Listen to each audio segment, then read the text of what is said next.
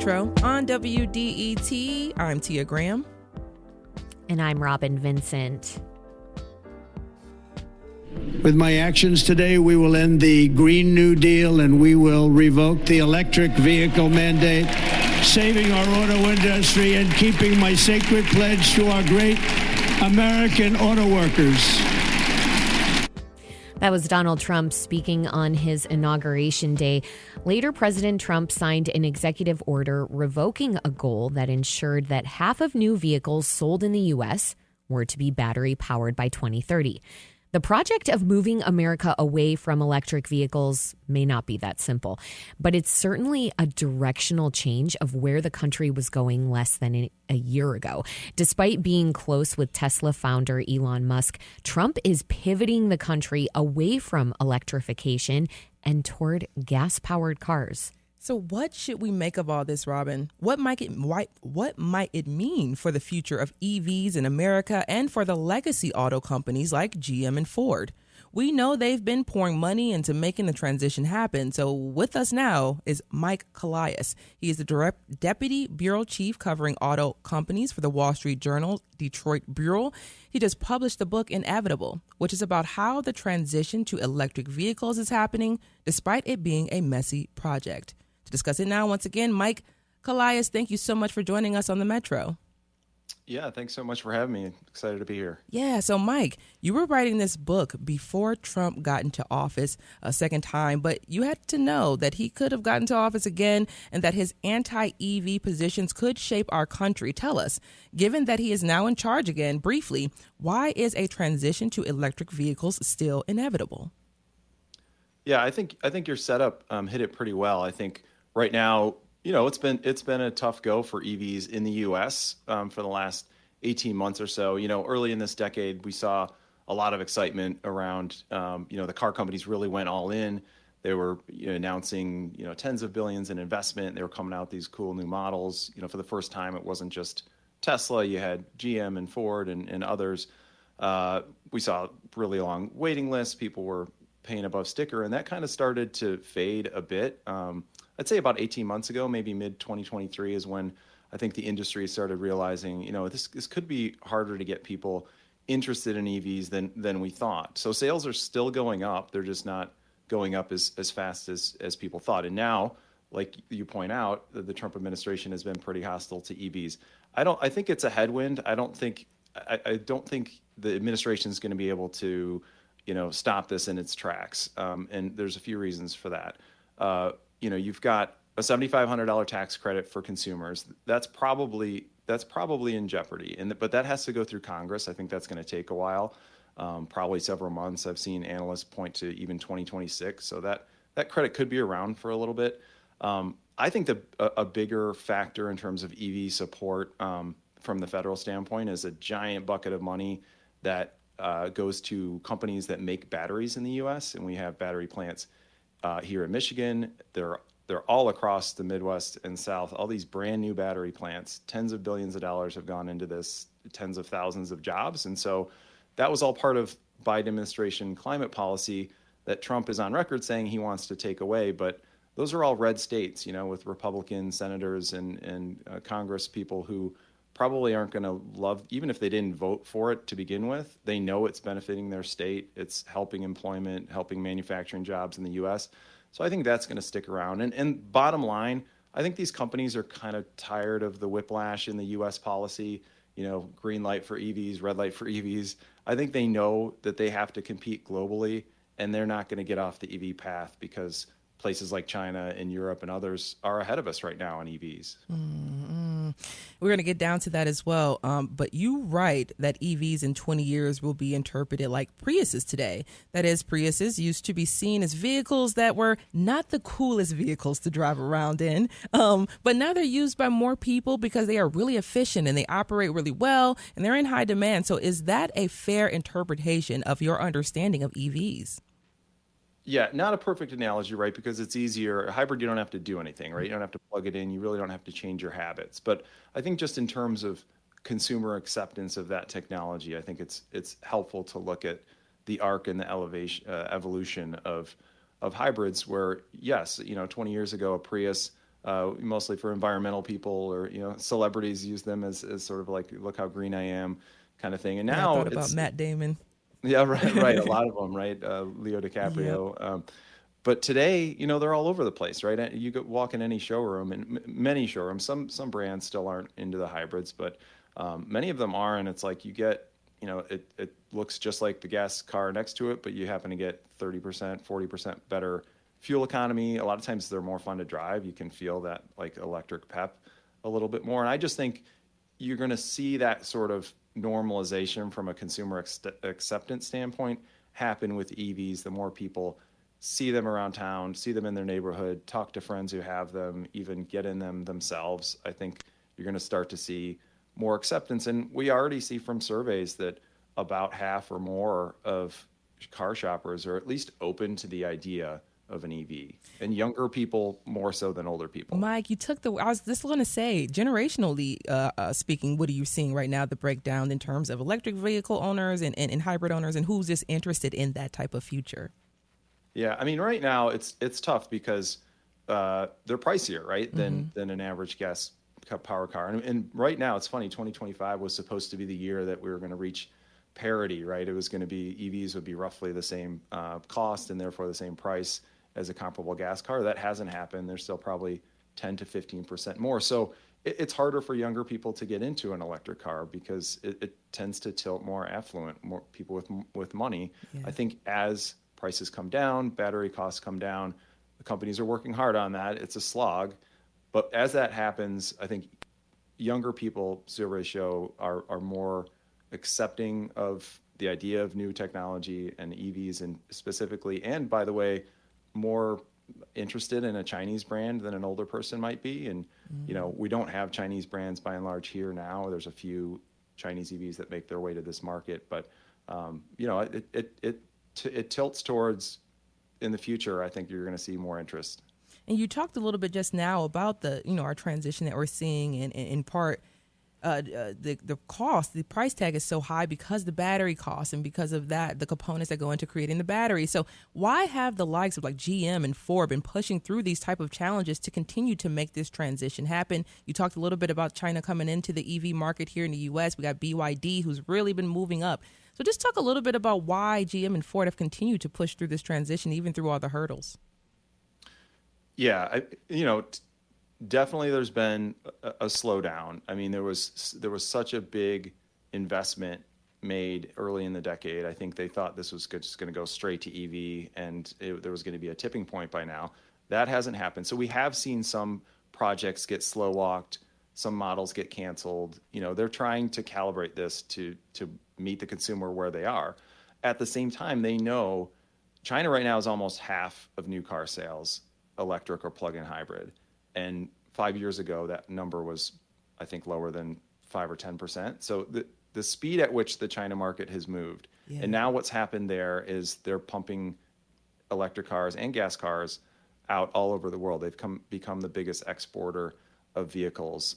They passed Japan a year or two ago in that. And so if you're the CEO of General Motors or Ford, you're looking at that thinking, okay, it's kind of a slowdown in this market in terms of EVs, but I know all over the world, China's moving fast, and I don't feel good about being protected by tariffs.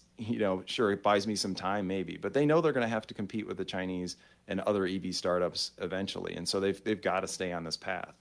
And Mike, we are definitely going to ask you a few questions about the tariffs that we're hearing coming down right now. But before we get there, even before Trump got into office, those legacy automakers like GM and Ford relaxed their stances a bit on EVs, and they began producing a lot more hybrid vehicles. I know I was even in the market looking for a hybrid Escape. So, but there are problems there. Now Trump is president, and he doesn't like the EV transition. What's your understanding of how he'll impact this transition to electric vehicles? I think, beyond the EV subsidies that we already talked about, I think the thing that we're very likely to see is a rollback in the regulations which dictate how much, carbon emissions and other pollutants that cars can produce. And so right now, the Biden administration set the bar very high. I mean, if you want to meet the regs today, the current EPA regs today, car makers would have to sell, the majority of what they sell would have to be electric by early next decade. Almost nobody thinks that's going to happen at this point. And so we're going to see that rolled back. I think that will buy the car companies some time. But factored into that whole equation is the government is acknowledging, at least on the Biden administration part, that hybrids are going to play a much bigger role in this. And I don't think anything that the Trump administration is going to do is going to change that. I think it's an important bridge technology. It still involves an internal combustion engine.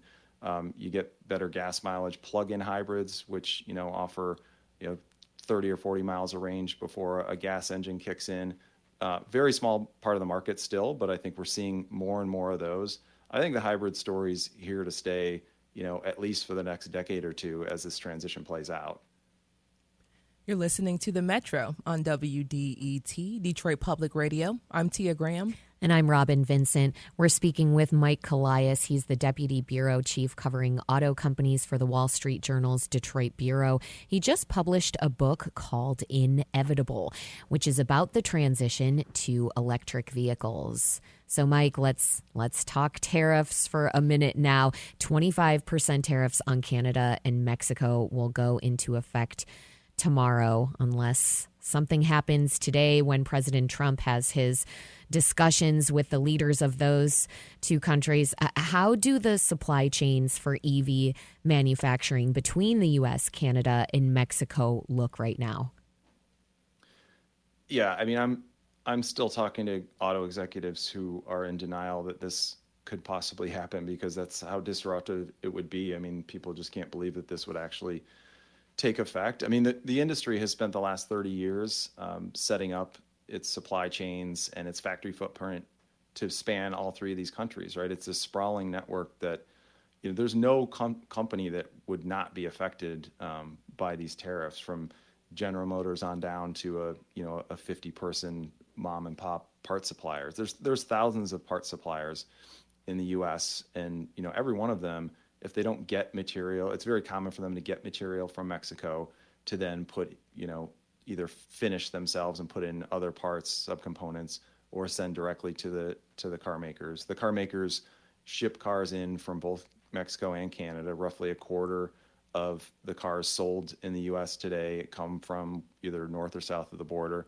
And, the reality is in the auto industry, the profit margins aren't that high, right? They're typically in the single digits. So there's not a whole lot of places for those added costs to go. I mean, they're going to fight about them. The suppliers and the OEMs are going to fight over who's left holding the bag, but then eventually it's going to hit the consumer. Right. And the picture that you're painting is more broadly speaking to the pains that the automotive industry and that normal folks will be feeling who are thinking about buying a car. I'm also thinking alternatively, though, about gas prices going up and how that could potentially help the sale of EVs. Do you think that is possible? We could see. It's a little unclear as to what's going to be impacted by the tariffs, and if there are tariffs put on, natural gas and oil from Mexico or from Canada, for example, that probably is going to pressure oil prices up. And yeah, we have seen a correlation in the past.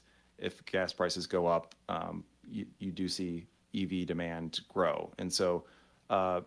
I think that could factor in, but it's not great for the EV story either, because a lot of the electric models right now, Chevy, the Chevy Equinox, Chevy Blazer, GM makes both of those in Mexico.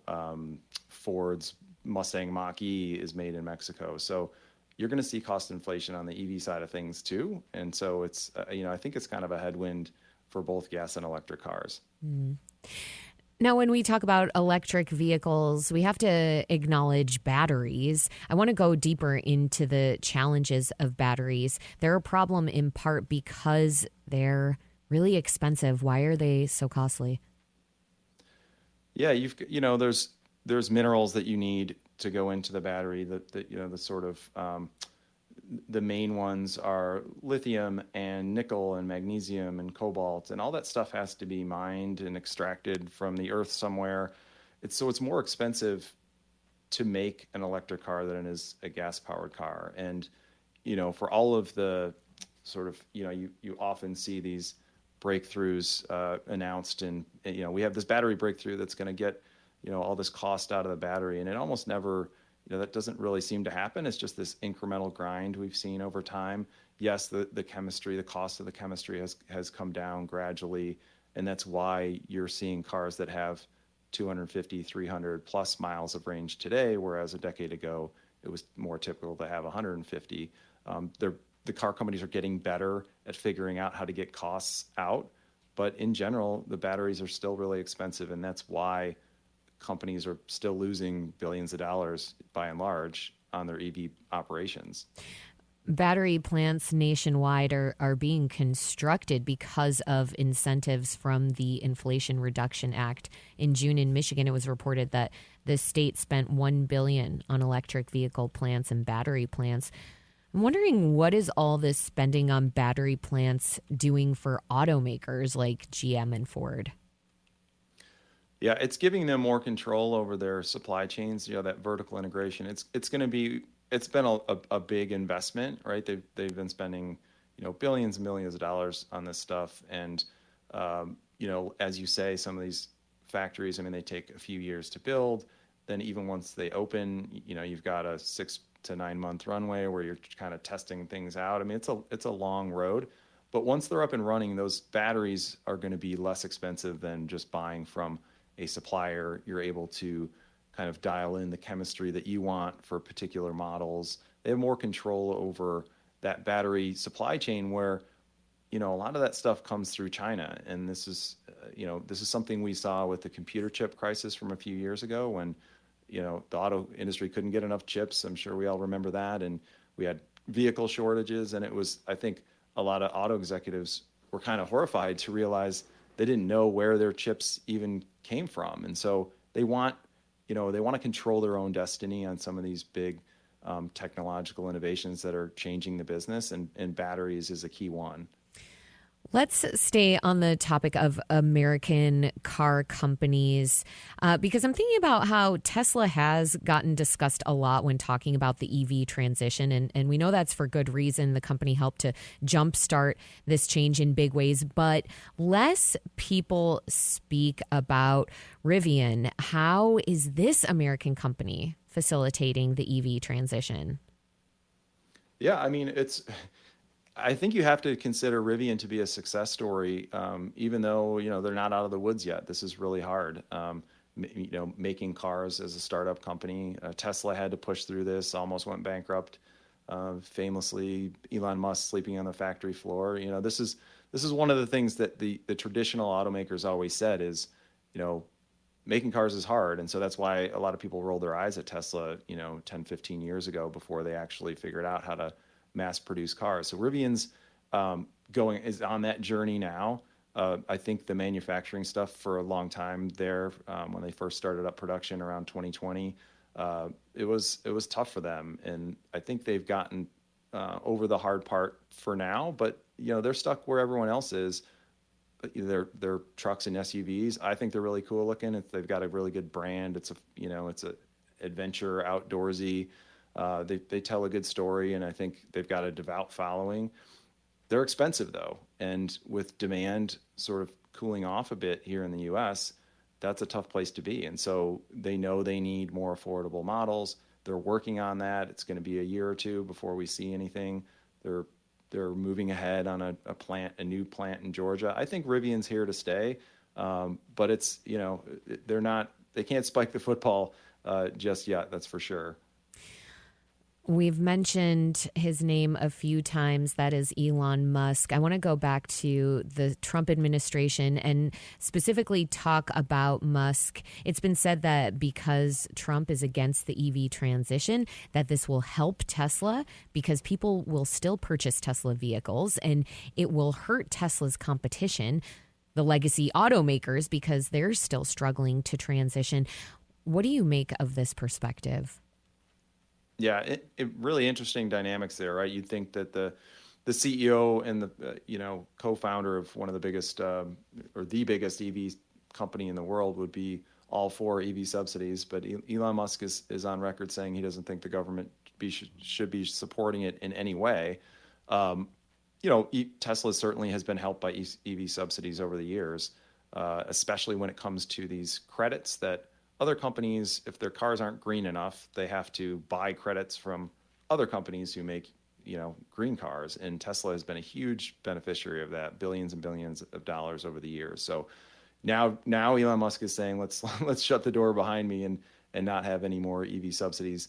I do think it would hurt Tesla in the short to medium term. I think it would probably hurt his competition even more because they're already losing billions on their EV operations, and Tesla is profitable. And so from that standpoint, you could see maybe where he would take that position. The other thing is I think Elon just kind of thinks of Tesla less and less as an EV maker and more as a tech company that's going to layer on all of these innovations on top of the electric car. He said last week when Tesla had its earnings, he said EVs are inevitable. This is like table stakes. You have to have an EV. It's what you put inside that EV that's going to be the differentiator. And so driverless technology is a big focus of Tesla right now. And I think that's where investors' minds are when it comes to that story. So it's a little less concerned, I think, with, what federal subsidies are going to be available for electric cars. Mike, given all that you just laid out there about Tesla and Elon Musk, it has me wondering if there is room for smaller startup EV companies even. Well, we've seen a handful of them go by the wayside, right? Go bankrupt. I mean, this happens. This is a normal part of any innovation where you've got a rush of investment into something. There was some, Fisker is an example of a company that came out with a pretty cool looking car, but just couldn't make it work financially. China is, there's I think over 100 companies in China right now making EVs. There's a shakeout that's going to happen there because there's too much capacity. So we're going to continue to see, companies like GM and Ford, they have the industrial foundation and the deep pockets to make this work. And so, the trick is, I think you've got, we talk about an EV transition, but it's really multiple transitions happening, at different pace across the globe. So I think companies like GM and Ford have an opportunity to emerge as leaders in EVs. They just have to, it's going to be a tricky thing to get the timing right and figure out, okay, if the US is at 10% of EV sales and China is at 50% and other parts of the world are somewhere in between, how do I cadence this rollout of the investment, still make money on my internal combustion stuff, and shore up the losses in EVs to the point where you're making a profit and start to close the gap on some of the leaders like Tesla and the China companies. Mike, before we let you go, I'm wondering what you're looking for to tell you that the inevitable, to use the title of your book, the inevitable march of EVs is on track. What's on your radar for this coming year? Yeah, I think we're going to see a lot. I mean, that's the beauty of all this for the consumer is you're still seeing a lot of cool new electric models roll out because these plans were made 3 and 4 years ago. And so even if the companies feel like, oh, this isn't going quite as fast as we thought, those plans were set in place and the cars are coming out. And actually now, in general, they're pricier, but you're seeing a lot of really good deals on EVs today, a lot of cheaper lease deals. And so I think that the market's still growing. It grew about 10% last year, EV sales in the US. I think we see more of that this year. And, every year that the industry can put up, positive numbers on EVs, that's another year where battery costs come down a bit, the charging infrastructure gets better. And I think those are the things that need to happen to stay on the path of the transition. Mike Callias is the Deputy Bureau Chief covering auto companies for the Wall Street Journal's Detroit Bureau. He just published a book called Inevitable: Inside the Messy, Unstoppable Transition to Electric Vehicles. Mike, thanks so much for joining us on the Metro. Thanks for having me. I enjoyed it.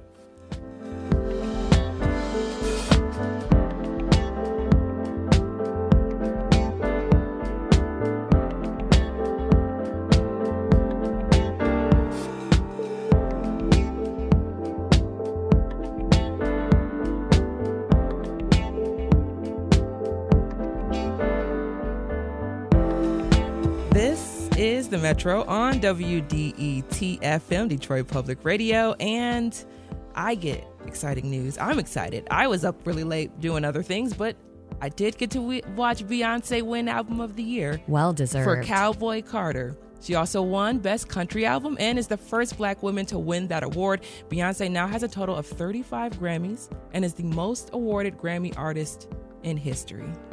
We're witnessing herstory. I love it so much. So excited for that. As well, Detroit is among the cities submitting bids for a WNBA expansion team. If you know, like we all know, we would love to see the Detroit Shock come back to the city of Detroit. Tom Gores and other notable investors aim to revive the Shock here in Detroit. So fingers crossed on that one, Robin.